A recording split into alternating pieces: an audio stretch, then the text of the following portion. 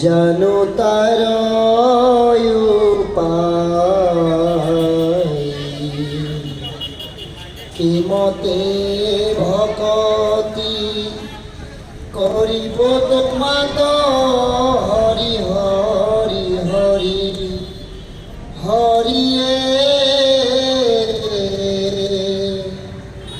ও মই মোহরমতি ন জানো তার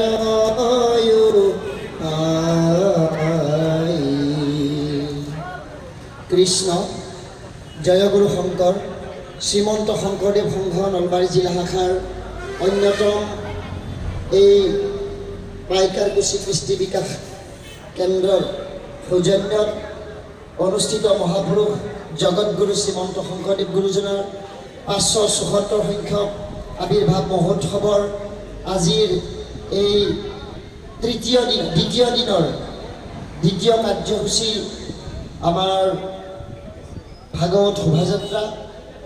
এই ভাগৱত শোভাযাত্ৰাস্থলীত সমবেত হোৱা কৃষ্টি বিকাশ কেন্দ্ৰৰ বৰ্তমানৰ সভাপতি বাপ সম্পাদক বাপকে প্ৰমুখ কৰি কৃষ্টি বিকাশ কেন্দ্ৰৰ প্ৰাক্তন আৰু বৰ্তমানৰ বিভিন্ন বিষয়ববীয়া বাপাই সমস্ত আমাৰ বুটনলবাৰী আঞ্চলিক আৰু বুটনলবাৰী মিলন আঞ্চলিক দুয়োটি আঞ্চলিকৰ পৰা ইয়াতে সমবেত হোৱা সভাপতি সম্পাদক বাপ সমন্বিতে বাপ বান্ধৱ আৰু আইমাতৃ সমস্ত আমাৰ শ্ৰদ্ধাৰ শ্ৰীমন্ত শংকৰদেৱ সংঘ নলবাৰী জিলা শাখাৰ বিভিন্ন দায়িত্বত থকা সন্মানীয় বাপ আৰু আই সমস্ত আজিৰ এই কৃষ্টি বিকাশ কেন্দ্ৰত উপস্থিত হোৱা পৰম শ্ৰদ্ধাৰ গুৰুজনাৰ একান্ত ভকত সমস্ত বাপ সমস্ত আই সমস্ত যুৱ বন্ধু বান্ধৱী সমস্ত আৰু কণ কণ শিশু মইনাৰ লগতে আমাৰ সন্মুখতে উপস্থিত থকা সন্মানীয় আমাৰ সাংবাদিক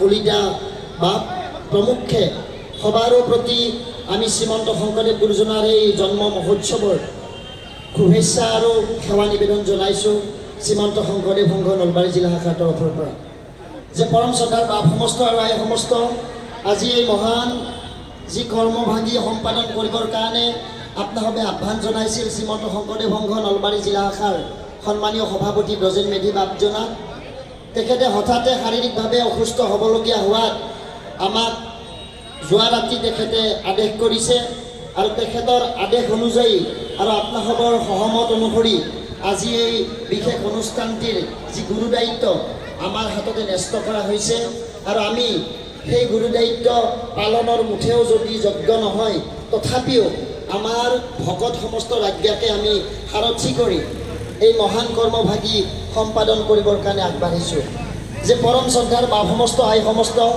শ্ৰীমদ ভাগৱত শাস্ত্ৰক বৈকুণ্ঠৰ কল্পতৰু বুলি কোৱা হৈছে যে বৈকুণ্ঠৰ কল্পতৰু ভাগৱত শাস্ত্ৰ ইহাৰ উত্তম ফল হৰিনাম মাত্ৰ কেৱল মাত্ৰ ভগৱন্ত কৃষ্ণৰ গুণ আৰু ভগৱন্ত কৃষ্ণৰ নামৰ মহিমা প্ৰকাশৰ উদ্দেশ্যে ব্যাসদেৱক নাৰদে উপদেশ কৰিছিল মোৰ উপদেশে কৰা ভাগৱত শাস্ত্ৰ প্ৰচাৰক গোবিন্দৰ গুণ নাম মাত্ৰ।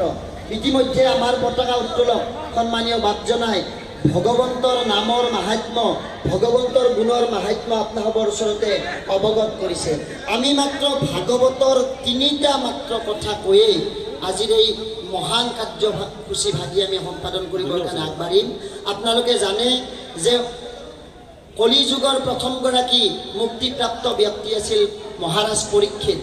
মহাৰাজ পৰীক্ষিতৰ সেই মুক্তিৰ সময়ৰ পৰাই কলিযুগৰ আৰম্ভ হৈছে আৰু কলিযুগৰ প্ৰথমগৰাকী ব্যক্তি হিচাপে মহাৰাজ পৰীক্ষিতে ভাগৱতৰ জৰিয়তে মুক্তি লাভ কৰিছিল।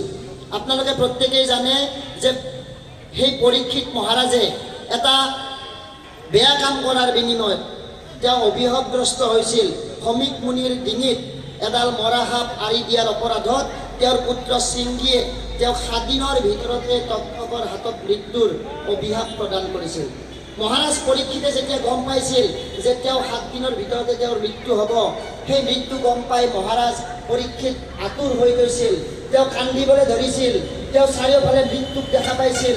তেওঁ চাৰিওফালে কেৱল তক্ষকক দেখা পাইছিল। সমাজত সন্মুখত যাকেই দেখা পায় কেৱল তেওঁ তক্ষক তক্ষক তক্ষক বুলিয়ে ভয়তে আতুৰ হৈ আছিল। আৰু সেই অৱস্থাতে মহাৰাজ পৰীক্ষিতে ৰাজসভাত ঘোষণা কৰিছিল, সেই পাত্ৰ মন্ত্ৰীসকল, আমাৰ পৃথিৱীত যিমান যিমান ডাঙৰ মহান ব্যক্তি পুৰুষ আছে সকলোকে তুমি নিমন্ত্ৰণ জনোৱা, সকলোৱে আহি মোক পৰামৰ্শ দিয়ক, সকলোৱে মোক উপদেশ দিয়ক, কেনেকৈ মই মোৰ মৃত্যুক পৰিত্ৰাণ কৰিব পাৰোঁ, মই মোৰ মৃত্যু জয় কৰিব পাৰোঁ।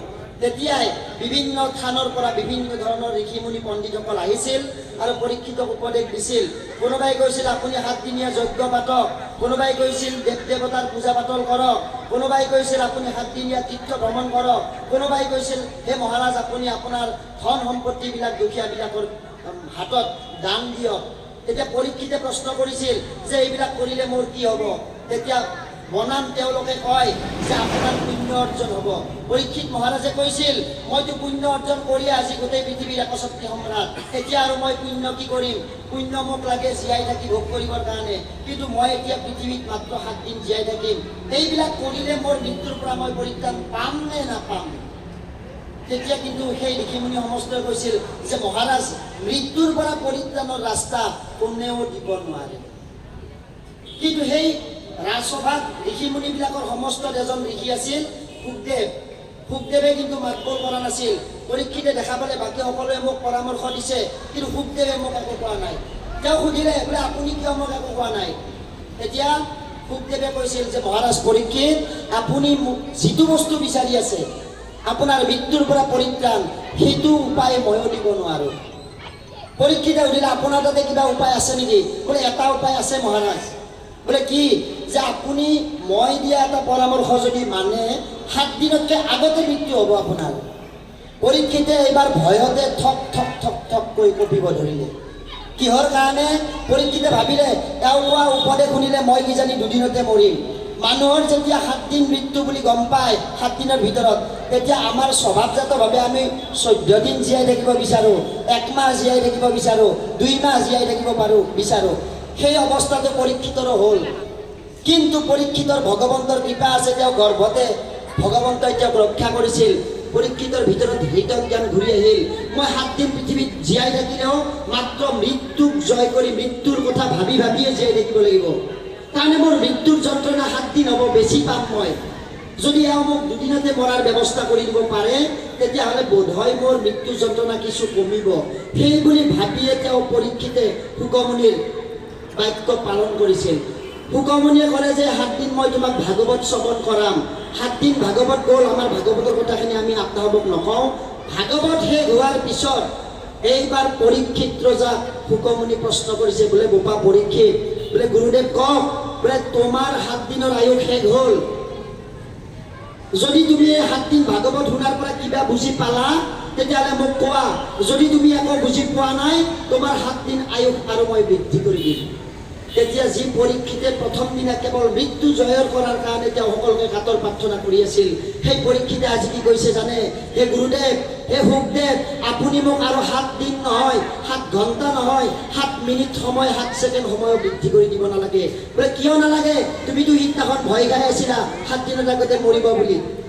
বোলে এইকাৰণে মই ভয় খাই আছিলোঁ, ভাগৱতৰ ওচৰত নহালৈকে মই 3টা পৰম জ্ঞানৰ পৰা বঞ্চিত হৈ আছিলোঁ।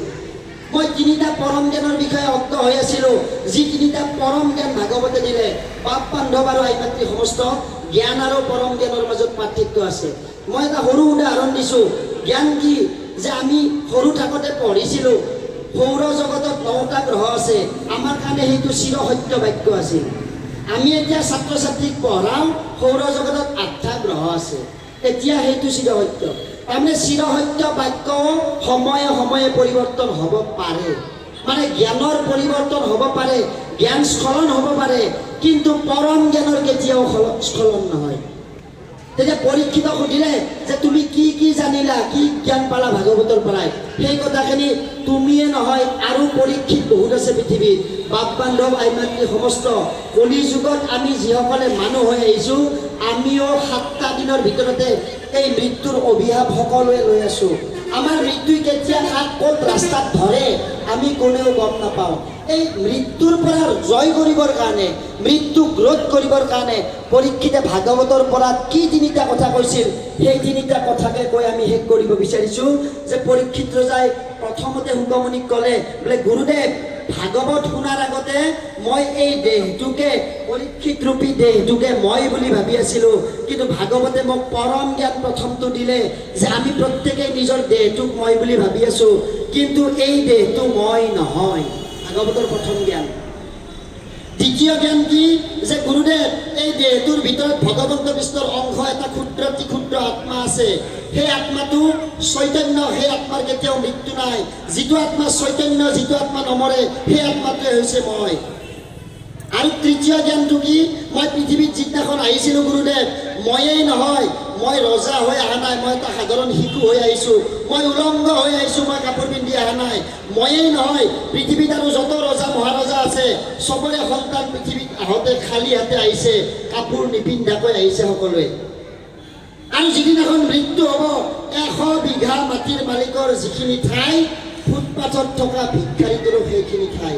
জন্মই আৰু মৃত্যুই আমাক সকলোকে এক কৰি থৈ যায়। কিন্তু মাজত আমি কি কৰোঁ?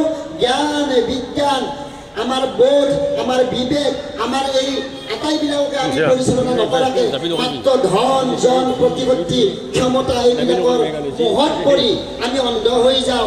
আৰু আমাৰ সন্মুখৰ দৃষ্টি, আমাৰ সন্মুখত কি চলি আছে আমি এইবিলাক দেখিবলৈ নাপাওঁ। সেইকাৰণে পৰীক্ষিত ৰজাই ক'লে, বোলে গুৰুদেৱ, মোৰ এতিয়া দুখ লাগিছে এটা কাৰণত।